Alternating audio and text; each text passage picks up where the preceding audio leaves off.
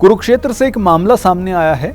मामला या फिर हम ये कहें कि एक व्यक्ति मीडिया के सामने आया और उसने कुछ बातें कही, और बातें वो क्या कही वो हम आपको बताते हैं। लेकिन आखिरकार ये माजरा क्या है, पूरा मामला क्या है, आपको सबसे पहले ये बता दें। हाल ही में पानीपत की एक महिला शेफ की ओर से कुरुक्षेत्र के एक सरकारी टीचर पर आरोप लगाया गया था कि उस सरकारी टीचर ने महिला के साथ, महिला शेफ के साथ कई बार दुष्कर्म किया। इस मामले की रिपोर्ट जो है, एफआईआर जो है, वो महिला ने पानीपत में दर्ज करवाई। और उसके बाद क्योंकि आरोपी व्यक्ति जो है वो कुरुक्षेत्र का था, तो मामला जो है वो कुरुक्षेत्र की पुलिस के पास पहुंचा। अब बड़ी बात ये है, क्योंकि महिला ने ये कहा कि उस व्यक्ति ने, क्योंकि उसका रेस्टोरेंट है और वो महिला शेफ है, तो वहीं उसकी मुलाकात हुई और आरोपी ने उसके साथ रेस्टोरेंट में, कार में और यहाँ तक कि विदेश ले जाकर भी उसके साथ संबंध बनाए, उसके साथ दुष्कर्म किया। अब इस मामले में आरोपी व्यक्ति मीडिया के सामने आ गया है और उसका क्या कहना है वो आपको जरूर जानना चाहिए। सबसे पहली बात तो आरोपी व्यक्ति ये कह रहा है, उसके पूरा बयान है वो हम आपको दिखाएंगे, लेकिन मोटे तौर पर बात जो है वो हम आपको बताना चाहते हैं। आरोपी का ये कहना है कि ये महिला जो है ये रेस्टोरेंट में महिला शेफ के तौर पर काम कर रही थी और यहीं उसकी नज़दीकियां जो हैं इससे हुई। और फिर जब नज़दीकियां हुई तो इस दौरान बहुत सारा कैश जो है, यानी पैसे जो हैं वो इस महिला को उसने दिए, सोने की चेन दी, यहाँ तक कि स्कूटी भी जो इस आरोपी व्यक्ति की पत्नी के नाम है, वो स्कूटी भी उसको चलाने के लिए उसने दे दी कि हाँ तुम चलाओ। लेकिन अब महिला ने जो है वो उसके खिलाफ दुष्कर्म का केस जो है वो कर दिया है कि हाँ इस व्यक्ति ने मेरे साथ दुष्कर्म किया। आरोपी व्यक्ति ने ये भी कहा कि ये मुझे ब्लैकमेल कर रही थी और ब्लैकमेलिंग के जरिए ही इसने ये मुझसे कैश भी लिया, सोने की चेन भी ली और स्कूटी भी ली, और यहाँ तक कि इसने ही मेरे ऊपर दबाव बनाया कि मुझे घुमाने के लिए विदेश ले चलो, बाहर ले चलो। और फिर ये मलेशिया इस महिला को लेकर गया और फिर वहाँ पर घुमाया। ये आरोपी व्यक्ति का पक्ष है, उसने पूरी बात जो है वो बताई है। साथ ही साथ आरोपी व्यक्ति ये भी कह रहा है कि इसका पासपोर्ट, यानी आरोपी का पासपोर्ट जो है वो भी इस महिला के पास है और उस पासपोर्ट पर 10 साल का कनाडा का वीज़ा है। यानी अब महिला जो है वो कह रही है कि मुझे कनाडा जाना है और मुझे कनाडा साथ में लेकर चलो। और क्या कुछ बातें जो हैं और कैसे ये सारी गुत्थी जो है उलझी हुई है और कहाँ से इसकी शुरुआत होती है, आरोपी खुद पूरी बात जो है वो मीडिया के सामने बता रहा है। आप एक बार सुनिए और उसके बाद फिर हम आपको बताएंगे कि अब पुलिस जो है ऐसे केस में क्या कार्रवाई करने जा रही है, जहां महिला जो है वो आरोप लगा रही है दुष्कर्म के और आरोपी व्यक्ति जो है वो कह रहा है कि ये मुझे ब्लैकमेल कर रही है। पहले आप आरोपी व्यक्ति की बात सुनिए, उसके बाद पुलिस क्या कह रही है वो बताते हैं। ये आरोप लगाया मेरे ऊपर बिल्कुल झूठा है सर। ये लड़की हमारे रेस्टोरेंट में जो इसकी जमीन है, जमीन का मालिक मैं हूँ और रेस्टोरेंट मेरी मिसेज जसविंदर कौर के द्वारा चलाया जाता है जी। तो ये हमारे रेस्टोरेंट में एज ए शेफ आई थी, इसकी 12,000 मंथली सैलरी थी। तो ये अक्टूबर में हमारे रेस्टोरेंट को छोड़ के चली गई थी। तो ये मेरे को लगातार ब्लैकमेल कर रही थी कि मैं तेरे ऊपर एफआईआर दर्ज करवा दूंगी, जाओ अपनी पत्नी को वो दे दो, तलाक दे दो, मैं आपके घर परमानेंट रहने के लिए आ जाती हूँ। अच्छा। और इसके लिए ये हर महीने मेरे को ब्लैकमेल करके हर महीने 60-70 हजार रुपया, लाख रुपए तक मेरे से लेके जाती थी। इसके पास लगभग 10 लाख रुपए चला गया, जिसका ऑनलाइन मेरे पास मेरे बैंक स्टेटमेंट में प्रूफ है। मैं इसको मलेशिया भी लेके गया था, वहां भी मेरा 1.5 से 2 लाख रुपया इसके ऊपर खर्च हो गया था। मलेशिया किस लिए गए थे आप?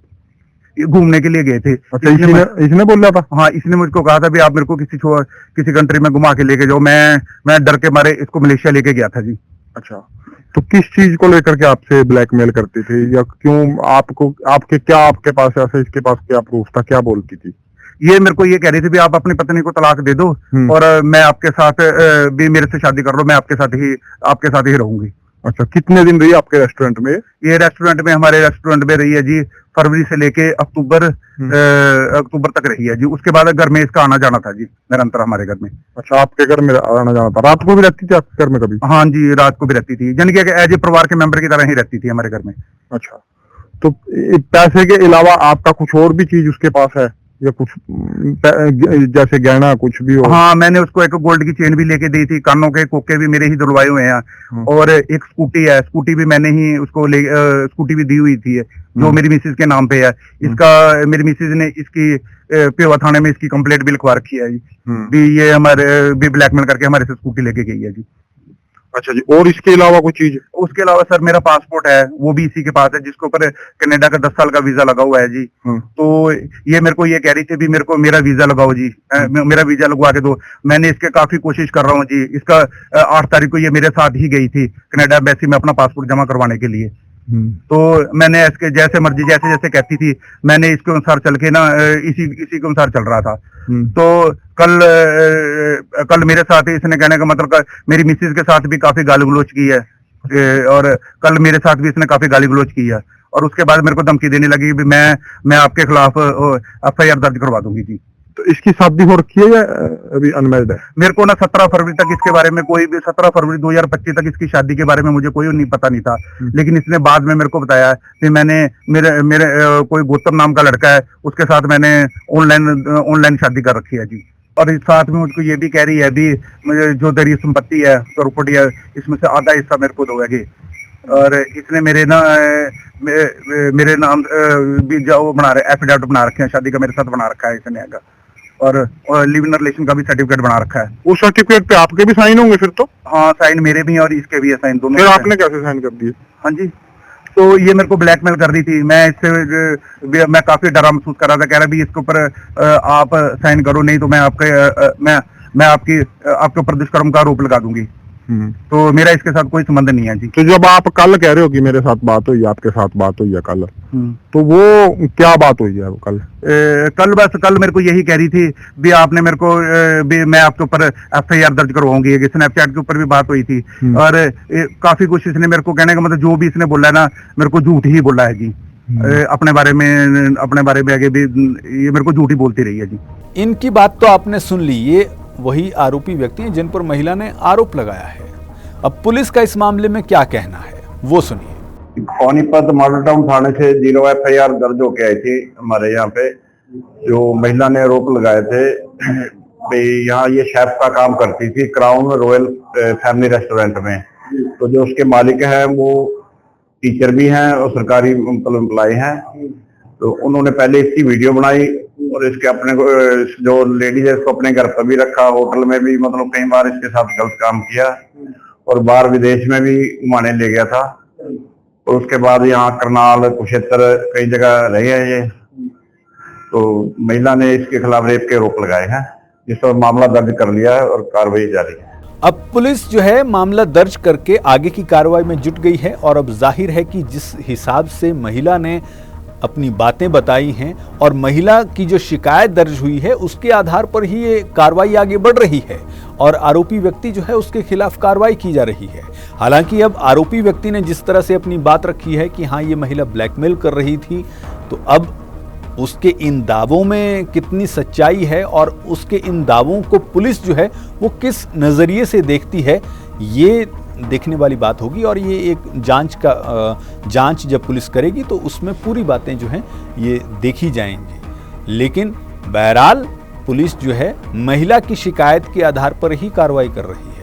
तो ऐसे में आखिर में ये हम सब के लिए और आपके लिए जानना और समझना बहुत ज़रूरी है कि एक समय जब म्यूचुअल अंडरस्टैंडिंग के साथ सब कुछ हो रहा था तब सही था, लेकिन जैसे ही वो म्यूचुअल अंडरस्टैंडिंग खत्म हुई तो फिर ये मामला इस तरह से बिगड़ गया।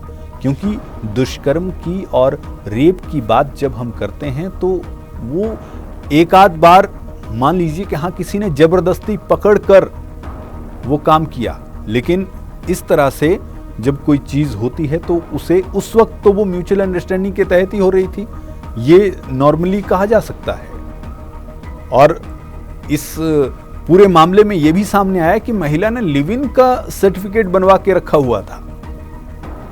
तो ये भी अपने आप में ये कि वो महिला जो है वो साथ में रह रही थी और उस व्यक्ति के भी उसमें सिग्नेचर हैं, हस्ताक्षर हैं, क्योंकि बिना उसके हस्ताक्षर के तो वो एक तरफा तो सर्टिफिकेट नहीं बन सकता है। तो ऐसे में सवाल ये है कि अब इस पूरे मामले की गुत्थी, क्योंकि ये मामला उलझा हुआ है, एक तरफ से हम देखें तो उलझा भी हुआ है, लेकिन एक दूसरी तरफ से देखें तो साफ भी है। लेकिन अब पुलिस के हाथों में सारी कार्रवाई है और पुलिस इस मामले को कैसे सुलझाती है और जो आरोपी पक्ष है वो क्या कुछ इस मामले में अब निकल कर आता है, देखने वाली बात है।